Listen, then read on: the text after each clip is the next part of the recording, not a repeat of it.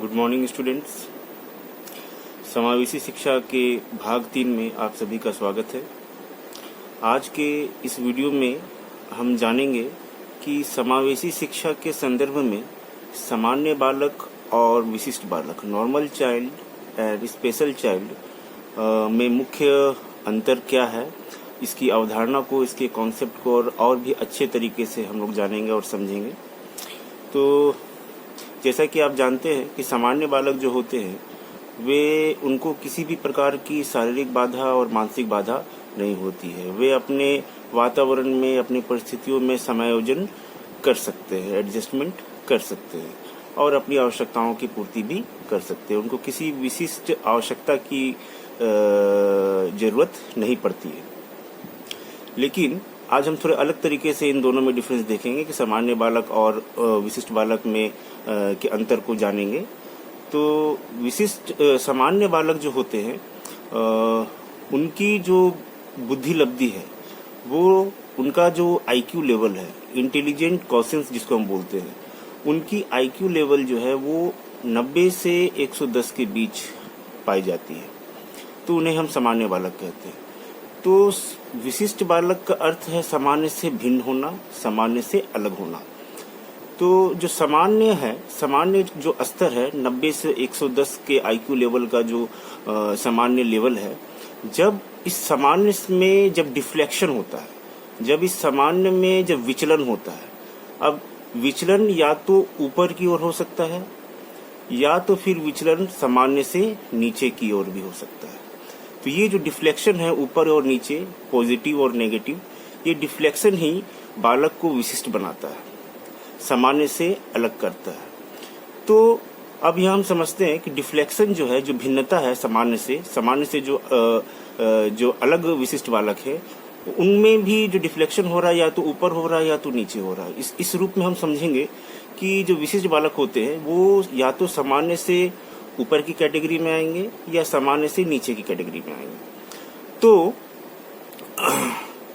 जो सामान्य स्तर है सामान्य बालकों का, उससे जो ऊपर वाले बालक आते हैं उनको हम प्रतिभाशाली बालक कहते हैं। यानी कि उनका आईक्यू लेवल जो है वो 90 से 110 जो सामान्य बुद्धि लब्धि होती है उससे ज्यादा होती है। कहा जाता है 130 से 140 वाले जो बालक होते हैं उनको प्रतिभाशाली बालक कहते हैं। लेकिन एक डिफ्लेक्शन सामान्य से नीचे की ओर भी होता है, वो भी विशिष्ट बालक कहलाएंगे। यानी कि 90 जो आईक्यू लेवल है उससे भी जो नीचे वाले बालक हैं वे भी विशिष्ट बालक कहलाते हैं। तो कहा जाता है कि औसत से जो नीचे हैं उनको हम सामान्य रूप से मंद बुद्धि बालक कहते हैं। लेकिन हालांकि मंद बुद्धि बालक की जो कैटेगरी है उसकी शुरुआत 70 से नीचे वाले बालक होते हैं। दोनों ही रूपों में आप कह सकते हैं कि डिफ्लेक्शन जो हो रहा है या तो 90 से नीचे हो रहा है, औसत से नीचे हो रहा है, या फिर डिफ्लेक्शन जो है, जो विचलन जो है, वो 70 से नीचे हो रहा है। तो 130 से 140 वाले प्रतिभाशाली बालक हो गए और 90 से नीचे वाले जो है या 70 से नीचे वाले जो है वे मंद बुद्धि बालक की वर्ग में आते हैं, कैटेगरी में आते हैं। तो इस तरह से अब आप लोगों ने देखा कि सामान्य बालक और विशिष्ट बालक किस प्रकार से एक दूसरे से भिन्न है। प्रतिभाशाली बालक की के बारे में मैं आप लोग को बतलाऊं कि प्रतिभाशाली बालक जो होते हैं वे तीव्र बुद्धि वाले होते हैं, वे प्रखर बुद्धि वाले होते हैं, इंटेलिजेंट होते हैं, ब्रिलियंट होते हैं। तो ऐसे बालक जो होते हैं वो क्रिएटिव चाइल्ड कहलाते हैं। एक्सेप्शनल चाइल्ड भी हम इन्हें कहते हैं, असाधारण बालक, जो कि किसी भी कार्य को नवीन तरीके से करते हैं, नए तरीके से करते हैं। इनके कार्यों में हमें इनोवेशन दिखता है, इनके कार्यों में हमें ओरिजिनलिटी दिखती है, नवीनता दिखती है, मौलिकता दिखती है। और ऐसे बालक जो होते हैं वे, इनका जो चिंतन करने का जो तरीका है वो प्रचलित तरीके से चिंतन नहीं करते हैं, वे गैर परंपरागत तरीके से सोचते हैं। गैर परंपरागत तरीके से सोचने का अर्थ है नॉन ट्रेडिशनल वे में वे थिंकिंग करते हैं। जैसा सब सोचते हैं, जैसा सामान्य बालक सोचते हैं, वैसा नहीं सोचते, वे अलग सोचते हैं। उनकी थिंकिंग जो होती है वो यूनिक होती है, वे अपूर्व चिंतन करते हैं, गैर परंपरागत तरीके से सोचते हैं।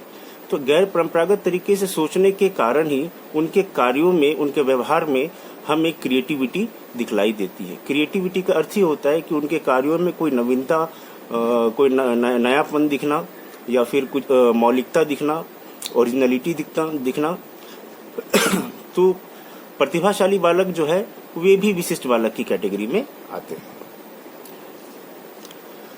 दूसरे बालक की जो कैटेगरी है, जो मैंने बताया, जिनका विचलन सामान्य से नीचे की ओर होता है, वे प्रतिभाशाली बालक नहीं होते, लेकिन वे भी विशिष्ट बालक कहलाते हैं। उनको हम जनरली मंदबुद्धि बालक कहते हैं। तो ये जो मंदबुद्धि जो बालक होते हैं, जैसे कि मैंने बताया था कि जो मानसिक रोग से ग्रसित होते हैं, जैसे सेरेब्रल पल्सी से ग्रसित कोई बालक है, मानसिक मंदिता से ग्रसित कोई बालक है, तो मानसिक मंदिता का अर्थ है कि उनके मानसिक विकास की गति जो है वो सामान्य से नीचे है। सामान्य बालकों की जो मानसिक विकास की जो गति होती है, वे उस तरह से उनका मानसिक विकास नहीं हो पाता है। तो उनके मानसिक विकास में मंदिता हमें दिखती है। उनका मानसिक विकास मंद होता है, धीमा होता है। तो ऐसे बालक को हम मंदबुद्धि बालक कहते हैं। इनका आईक्यू लेवल जो है वो 70 से भी नीचे होता है। औसत से तो नीचे कहेंगे ही हम, लेकिन इनका जो आईक्यू है वो 70 से भी नीचे पाया जाता है। जड़ बुद्धि वाले होते हैं। उस प्रकार से सामान्य बालकों की तरह ये भी चिंतन नहीं कर पाते हैं। तो अब आज के इस वीडियो में मैं आप लोगों को सामान्य बालक और विशिष्ट बालक के अंतर को मैं एक कॉलम के माध्यम से आप लोग को बतलाऊंगा, जिसे अब आप लोग नोट करते चले जाएंगे। तो एक कॉलम बनाएं आप लोग, जिसमें एक तरफ के कॉलम में सामान्य बालक लिखें और दूसरे वाले कॉलम में विशिष्ट बालक लिखें। लेफ्ट साइड में नॉर्मल चाइल्ड, राइट साइड में स्पेशल चाइल्ड। तो मैं पॉइंट वाइज बतला रहा हूं। सबसे पहला पॉइंट है सामान्य बालक वाले में कि सामान्य बालक शारीरिक रूप से स्वस्थ होते हैं। दूसरे तरफ लिखेंगे कि विशिष्ट बालक प्रायः शारीरिक रूप से अस्वस्थ होते हैं। मैंने पहले ही बताया कि सामान्य बालक जो होते हैं उनको किसी प्रकार की कोई बाधा नहीं होती है, ना ही उनको कोई दृष्टि बाधा होती है, ना ही श्रवण बाधा होती है, ना ही अस्थि बाधा होती है, ना ही गत्यात्मक बाधा होती है। वे शारीरिक रूप से स्वस्थ होते हैं। लेकिन विशिष्ट बालक जो होंगे उनको कोई ना कोई बाधा होगी, या तो उनको शारीरिक बाधा होगी या फिर उनको कोई मानसिक बाधा होगी। दूसरा पॉइंट है कि सामान्य बालक शारीरिक रूप से स्वस्थ होने के कारण मानसिक बीमारियों से ग्रस्त नहीं होते। विशिष्ट बालक में लिखिए, विशिष्ट बालक शारीरिक रूप से ग्रस्त होने के कारण मानसिक बीमारियों से भी ग्रस्त होते हैं। इसको समझ लेते हैं कि सामान्य बालक जो है वे शारीरिक रूप से स्वस्थ होने के कारण उनको किसी प्रकार की कोई मानसिक बीमारी नहीं होती है। कहा जाता है कि स्वस्थ शरीर में ही स्वस्थ मस्तिष्क का निर्माण होता है। तो जो शारीरिक रूप से स्वस्थ है वो मानसिक रूप से भी स्वस्थ होंगे ही। तो ऐसे बालक सामान्य बालक होते हैं। ना ही उनको शारीरिक बाधा होती है और ना ही मानसिक बाधा होती है। लेकिन जो विशिष्ट बालक होते हैं उन्हें या तो शारीरिक बाधा होगी या फिर मानसिक बाधा होगी। कई केसेस में ऐसा देखा गया है कि ऐसे बालक भी होते हैं जिनको शारीरिक बाधा भी होती है और साथ ही साथ उनको मानसिक बाधा भी होती है।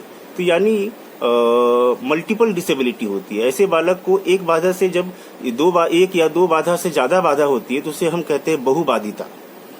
तो इस कैटेगरी में उनके बाधा का जो रूप है वो कई प्रकार के होते हैं। शारीरिक बाधा भी होगी उनको मानसिक बाधा भी होगी। जैसे कि अगर मैं बोलूं कि अगर उन्हें देखने में बाधा है, दृष्टिबाधिता है, और साथ ही साथ वो मानसिक रूप से मंदित भी है, तो दोनों ही बाधाएं एक साथ अगर हैं तो उसको हम कहेंगे बहुबाधिता, मल्टीपल डिसेबिलिटी कहते हैं उसे। आगे बढ़ते हैं। तीसरा पॉइंट है कि सामान्य बालकों की बुद्धि लब्धि 90 से 110 के बीच होती है। इंटेलिजेंट कोशेंस जो है सामान्य बालकों का वो 90 से 110 के बीच होता है। विशिष्ट बालक वाले कॉलम में लिखिए कि विशिष्ट बालकों की बुद्धि लब्धि 140 से ज्यादा होती है या फिर सामान्य बालकों की उपलब्ध बुद्धि लब्धि से कम होती है। फिर से मैं बोल रहा हूँ, विशिष्ट बालकों की बुद्धि लब्धि 140 से ज्यादा होती है या फिर सामान्य बालकों की बुद्धि लब्धि से कम होती है। तो यहाँ दोनों ही बातें हैं जो मैंने डिफ्लेक्शन बताया था आप लोगों को कि विशिष्ट बालक की कैटेगरी में दोनों ही तरह के बालक होते हैं, सामान्य से ऊपर वाले भी और सामान्य से नीचे वाले भी। इसीलिए इस पॉइंट में कहा गया है कि विशिष्ट बालकों की बुद्धि लब्धि 140 से या तो ज्यादा होगी, प्रतिभाशाली होंगे, या फिर 140 से नीचे होगी, सामान्य बालकों की बुद्धि लब्धि से भी कम होगी, यानी औसत से भी कम होगी, 90 से भी नीचे होगा, 70 से भी नीचे होगा। तो ये दोनों ही विशिष्ट बालक कहलाएंगे। चौथा पॉइंट है कि सामान्य बालक अपने निजी व साथियों के साथ भली भांति समायोजन कर लेते हैं। विशिष्ट बालक वाले कॉलम में लिखिए कि विशिष्ट बालकों का अपने निजी व साथियों के साथ समायोजन करना कठिन होता है। तो यहाँ दो चीजें हैं कि अपने निजी और साथियों के साथ समायोजन करने की बात की जा रही है। तो सामान्य बालक अपने निजी में मतलब कहने का अपने मतलब है कि अपने परिवार में संबंधियों के साथ और अपने फ्रेंड्स सर्किल में अपने साथियों के साथ आसानी से समायोजन कर लेते हैं। लेकिन विशिष्ट बालक जो होते हैं वे आसानी से समायोजन नहीं कर पाते हैं। क्यों? क्योंकि वे बाधित होते हैं और उनको हीनता होती है। वे अपने इस असमर्थता के कारण, इस हीनता के कारण वे एडजस्ट नहीं कर पाते। जिस तरह से सामान्य बालक जो कार्य कर पाते हैं वे विशिष्ट बालक वैसा कार्य नहीं कर पाते हैं, जिससे कि एडजस्टमेंट नहीं हो पाता है, समायोजन नहीं हो पाता है। पांचवा पॉइंट है कि सामान्य बालक घर, विद्यालय तथा समाज में अच्छा समायोजन कर पाते हैं। विशिष्ट बालक घर, विद्यालय, समाज में समायोजन नहीं कर पाते हैं। तो ये भी पॉइंट 4 से मिलता जुलता है। तो इसमें यही है कि सामान्य बालक चाहे घर हो, चाहे विद्यालय हो तथा समाज हो, वे अपना समायोजन जो है वो अच्छे तरीके से कर लेते हैं। अपनी आवश्यक समायोजन का मतलब है कि परिस्थितियों के साथ ढल जाना, परिस्थिति की मांग के अनुसार अपने आप को एडजस्ट करना। तो सामान्य बालक इस काम को आसानी से कर लेते हैं, अपनी आवश्यकताओं की पूर्ति कर लेते हैं, समायोजन कर लेते हैं। लेकिन विशिष्ट बालक अपनी आवश्यकताओं की पूर्ति नहीं कर पाते हैं। जैसे कल के वीडियो में, पिछले वीडियो में मैंने बताया था कि विशिष्ट बालकों की आवश्यकताएं विशिष्ट होती हैं। तो विशिष्ट आवश्यकताओं के कारण उनको समायोजन करने में भी असुविधा होती है। तो विशिष्ट बालक भी घर में, परिवार में समायोजन नहीं कर पाते हैं। वे समाज में दूर दूर रहते हैं, छुप छुप के रहते हैं, जल्दी किसी के सामने नहीं आते हैं, शर्माते हैं। तो ऐसे में वे समायोजन समाज में भी नहीं कर पाते हैं। अपनी हीनता के कारण, अपनी बाधिता के कारण वे ऐसा करते हैं कि लोगों से वो दूर दूर रहते हैं, छुप छुप के रहते हैं और किसी के सामने वे जल्दी नहीं आते हैं। तो ऐसा करने से उनका जो एडजस्टमेंट क्वालिटी है वो कम हो जाता है। 6th पॉइंट है, सामान्य बालक प्रायः उभयमुखी होते हैं, जिसके कारण एक दूसरे से मेल जोल बढ़ाने में वे माहिर होते हैं। तो सामान्य बालक जो होते हैं उनका जो व्यक्तित्व है वो एम्बीवर्ट होता है, उभयमुखी। एम्बीवर्ट आप लोगों ने मनोविज्ञान में आप लोगों ने पढ़ा होगा।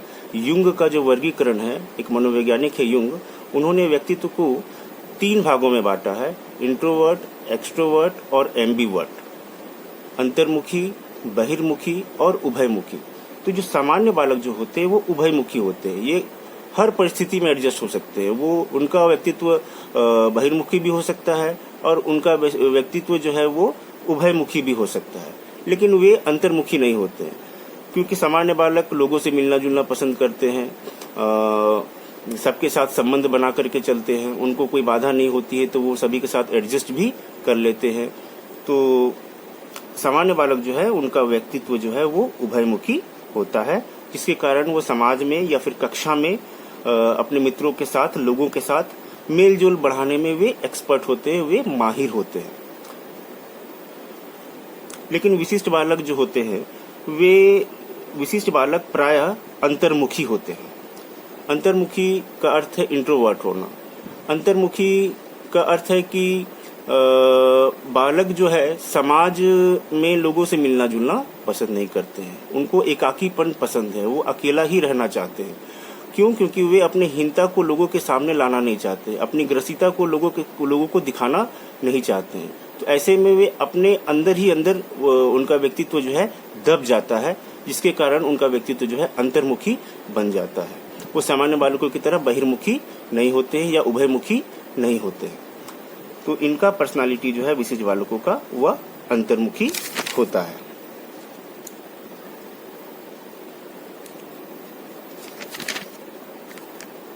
विशिष्ट बालक के पर्सनालिटी का अंतर्मुखी होने का कारण है कि वे लोगों से मिलना जुलना पसंद नहीं करते हैं, लोगों के घर जाना पसंद नहीं करते हैं, वो अपनी हीनता को छुपाते हैं, जिस वजह से उनका व्यक्तित्व दब जाता है, कम हो जाता है और उनका सामाजिक विकास भी नहीं हो पाता, जिससे उनका सामाजिकरण भी नहीं हो पाता है और उनका व्यक्तित्व जो है वो अंतर्मुखी बन जाता है। 7वां पॉइंट है कि सामान्य बालक कक्षा में दी गई सूचनाओं को भली भांति सीख लेते हैं। विशिष्ट बालक कक्षा में बतलाई जाने वाली सूचनाओं को अति शीघ्र सीख लेते हैं या फिर बार बार समझाने पर भी नहीं समझ पाते। तो यहाँ दोनों ही बातें हैं कि विशिष्ट बालक कक्षा में बतलाई जाने वाले बातों को, सूचनाओं को अति शीघ्र सीख लेते हैं। ये कौन कर लेते हैं? जो प्रतिभाशाली विशिष्ट बालक है। वे कक्षा में जो भी सूचनाएं दी जाती हैं वे आसानी से उसे इजीली जो है वो सीख लेते हैं या फिर बार बार समझाने पर भी नहीं समझ पाते हैं। यानी कि जो इनका जो डिफ्लेक्शन है, जिनका जो विचलन है सामान्य से नीचे है, जो मंदबुद्धि बालक है, उनको आप बार बार भी समझाएंगे तो वो नहीं समझ पाएंगे। इसलिए कंफ्यूज नहीं होना है कि विशिष्ट बालक में दोनों ही आते हैं, प्रतिभाशाली बालक भी आते हैं और मंदबुद्धि बालक भी आते हैं, जो औसत से नीचे वाले होते हैं। थोड़ा यहाँ मैं बताना चाहूंगा कि जो विशिष्ट बालक की कैटेगरी में जो दोनों ही आ रहे हैं, प्रतिभाशाली बालक और मंदबुद्धि बालक, तो सामान्य कक्षा में या समावेशी शिक्षा में प्रतिभाशाली बालकों को की कठिनाई या चुनौती उतनी ज्यादा नहीं होती है जितनी कि मंदबुद्धि बालकों की होती है, या फिर बाधित बालकों को ज्यादा उनकी चुनौती ज्यादा होती है। प्रतिभाशाली बालक की भी चुनौतियां होती हैं, ऐसा नहीं है, उनको भी सामान्य बालकों के साथ एडजस्ट करना में थोड़ी दिक्कत होती है, क्योंकि सामान्य बालक सामान्य गति से सीखते हैं, प्रतिभाशाली बालक जो है जल्दी तीव्र गति से सीख लेते हैं। तो ऐसे में वे आगे निकल जाते हैं सामान्य बालकों से। तो सामान्यतः सामान्य विद्यालय में या फिर समावेशी विद्यालय में प्रतिभाशाली बालक शुरू से ही एडजस्ट करते आ रहे हैं, तो वो एक अलग टॉपिक है, उस पर मैं अलग से बतलाऊंगा आप लोगों को। लेकिन जो मेन इशू है, जो मुख्य चुनौती है, वे विशिष्ट बालकों, वैसे विशिष्ट बालकों की है जो कि जिनका औसत से भी नीचे मंद बुद्धि होता है, मंद बुद्धि वाले होते हैं या फिर बाधित बालक होते हैं। तो इनको किस तरह से समावेशी शिक्षा में जोड़ा जाए, स्थान दिया जाए, तो इनके लिए ज्यादा हम लोग सोचते हैं और इनके लिए ज्यादा कार्य करते हैं। प्रतिभाशाली बालकों के लिए भी करना होगा, लेकिन सबसे ज्यादा जो मेन इशू है वो बाधित बालक ही है या फिर मंदबुद्धि बालक ही है। नेक्स्ट पॉइंट है 8वां कि सामान्य बालक प्रायः आशावादी होते हैं, ऑप्टिमिस्टिक होते हैं। विशिष्ट बालक प्रायः अति आशावादी या अति निराशावादी विचारधारा के होते हैं। देखिए यहाँ पर भी दो बातें हो रही है। सामान्य बालक तो आशावादी होते ही हैं, ऑप्टिमिस्टिक होते ही हैं, लेकिन जो विशिष्ट बालक होते हैं वे या तो अति आशावादी होंगे, ओवर ऑप्टिमिस्टिक होंगे, या फिर अति निराशावादी होंगे, पेसिमिस्टिक होंगे, ओवर पेसिमिस्टिक होंगे। यानी कि जो प्रतिभाशाली बालक है उनके लिए जो है वो कहा जा सकता है कि वे अति आशावादी हो सकते हैं, ओवर ऑप्टिमिस्टिक हो सकते हैं कि मैं सामान्य बालक से ऊपर हूँ, सामान्य बालक से जल्दी किसी कार्य को कर लेता हूँ, सामान्य बालक की तुलना में मैं तीव्र हूँ। तो वे अति जो है आशावादी होते हैं। वे सोचते हैं कि उन्हें जो भी कार्य करने के लिए दिया जाए कक्षा में वो आसानी से कर लेते हैं। वे ये भी सोचते हैं कि सामान्य बालक जो कार्य नहीं कर सकते हैं मैं उस कार्य को मैं आसानी से कर सकता हूँ, ये तो मेरे बाएं हाथ का खेल है। तो इस तरह का जो कॉन्फिडेंस लेवल जो होता है उनका वो अति होता है, ओवर होता है, ओवर ऑप्टिमिस्टिक होते हैं। ऐसे बालक अति आशावादी होते हैं। या फिर वे अति निराशावादी होते हैं, जैसा कि मैंने बताया, जिनका जो औसत से नीचे हैं, एवरेज से जो नीचे हैं, वो उनकी जो विचारधारा है वो निराशावादी होती है। वे सोचते हैं ठीक प्रतिभाशाली बालक के विपरीत। उनका कॉन्फिडेंस जो लेवल जो है वो लो होता है, उनका आत्मविश्वास नीचा होता है। वो सोचते हैं कि वो किसी भी कार्य को करने में असमर्थ है, किसी भी कार्य को वे कर नहीं सकते हैं, वे बेकार हैं, वे कुछ नहीं कर सकते हैं। सामान्य बालकों की तरह वो कार्य को नहीं संपादित कर सकते हैं। जिस तरह से प्रतिभाशाली बालक तो दूर की बात है उनके लिए, प्रतिभाशाली बालक के विषय में भी ये सोचते हैं कि प्रतिभाशाली बालक जिस तरह से कर लेते हैं, सामान्य बालक जिस तरह से किसी कार्य को कर लेते हैं, हम उस कार्य को नहीं कर सकते हैं, हम असमर्थ हैं। तो इस सोच के वजह से उनकी जो विचारधारा है वो निम्न हो जाती है और वे पेसिमिस्टिक बन जाते हैं, वे निराशावादी विचारधारा के बन जाते हैं।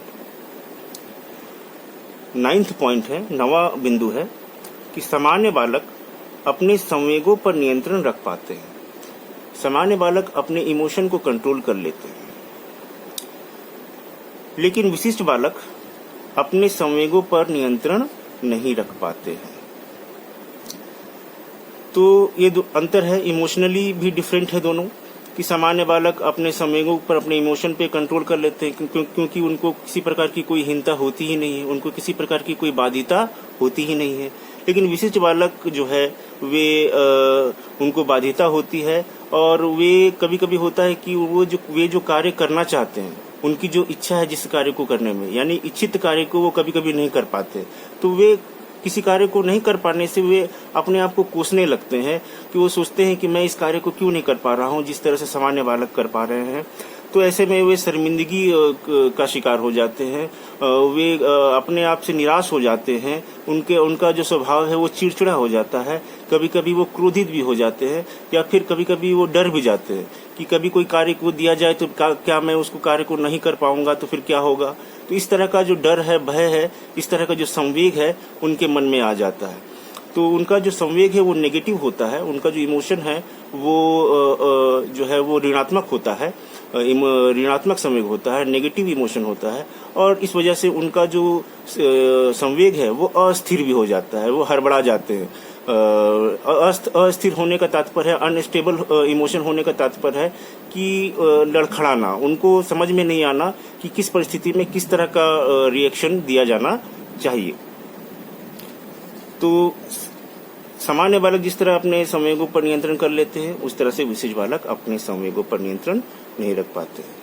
चाहे प्रतिभाशाली बालक हो, चाहे मंदबुद्धि बालक हो, दोनों ही अपने इमोशन को कंट्रोल नहीं कर पाते हैं। प्रतिभाशाली बालक को ये गुरूर होता है कि मैं इसको कर लूंगा, ओवर कॉन्फिडेंट होते हैं, और जो मंदबुद्धि बालक है वो डर जाते हैं कि मैं इस कार्य को नहीं कर पाऊंगा। तो उनका संवेग जो है वो अंतिम पॉइंट है 10वां। सामान्य बालक प्रायः स्थिर व्यक्तित्व वाले होते हैं और विशिष्ट बालक प्रायः अस्थिर व्यक्तित्व वाले होते हैं। तो सामान्य बालक का जो व्यक्तित्व है वो स्थिर होता है, वो होगा ही क्योंकि वे आसानी से समायोजन कर लेते हैं, किसी भी परिस्थिति में आसानी से ढल जाते हैं, उनका अपने संवेगों पर नियंत्रण होता है, वो कंट्रोल कर पाते हैं अपने इमोशन को। इस वजह से उनका व्यक्तित्व जो है वो स्थिर होता है, स्टेबल होता है। लेकिन विशिष्ट बालकों के साथ ऐसा नहीं होता है, इनका जो व्यक्तित्व है वो अस्थिर होता है क्योंकि इनको समायोजन करने में कठिनाई होती है अपनी बाध्यता के कारण। अपने संवेगों पर ये नियंत्रण नहीं कर पाते हैं, कंट्रोल नहीं होता है इनका अपने संवेगों पर, और अपनी आवश्यकताओं की पूर्ति भी खुद से नहीं कर पाते क्योंकि वे असमर्थ हैं, इनकी आवश्यकताएं विशिष्ट होती हैं। तो जिस वजह से इनका व्यक्तित्व जो है वो अस्थिर होता है, अनस्टेबल पर्सनालिटी होता है। तो 10 बिंदुएं को मैंने यहाँ आज डील किया है और इस अंतर से अब आप लोग समझ गए होंगे कि सामान्य बालक और विशिष्ट बालक में मुख्य अंतर क्या होता है। और आज जो है इन सभी बिंदुओं को आप लोग जो है नोट कर लिए होंगे और अच्छे से समझ भी गए होंगे। तो आज के वीडियो में हम इतना ही रखते हैं। नेक्स्ट वीडियो में हम यूनिट 1 के ही आगे किसी टॉपिक में हम लोग बढ़ेंगे। तो आज के लिए इतना ही। Thank you.